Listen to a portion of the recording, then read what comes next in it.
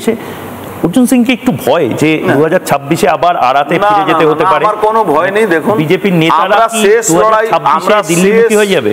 আমরা শেষ লড়াই লড়ে যাব, মরবো এখানে, যদি মরতে হয় মরবো। মানে আপনি বলছেন 26টা শেষ লড়াই? শেষ লড়াই মানে কি, যখন মানে জান প্রাণ দিয়ে মমতা ব্যানার্জি যদি আবার ক্ষমতায় আসে, সনাতনী হিন্দুরা তো বাংলা ছাড়তে হবে, এমনি হবে, হ্যাঁ ছাড়তে হবে। এটা দেখুন, তার মধ্যে বাঙালি সনাতনী হিন্দু যারা আছেন, বিশেষ করে যাদের ওই চিন্তা ভাবনা আছে আমার ছেলেকে আমি মানুষ করব, আমার ছেলে ক্ষুদিরাম বোস হবে না, তাদেরকে কিন্তু আবার পশ্চিমবাংলা ছাড়তে হবে।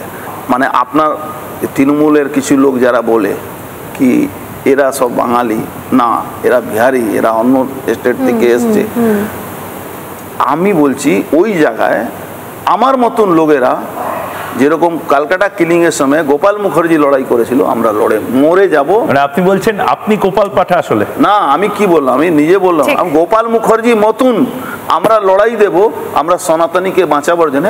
হয়তো লড়াই মধ্যে মারা যাব, যখন গভর্নমেন্ট এজেন্সির বিরুদ্ধে আমরা লড়ছি মারা যাব, আমাদের খুন হতে পারে, কিন্তু আমরা লড়বো, আমরা পালিয়ে যাব না। আমরা শেষ লড়াই পশ্চিমবঙ্গকে সনাতনী হিন্দুদের জন্য পশ্চিমবঙ্গ ও বাংলাদেশ তৈরি হয়েছিল, হোমল্যান্ড রাখবোই আমরা।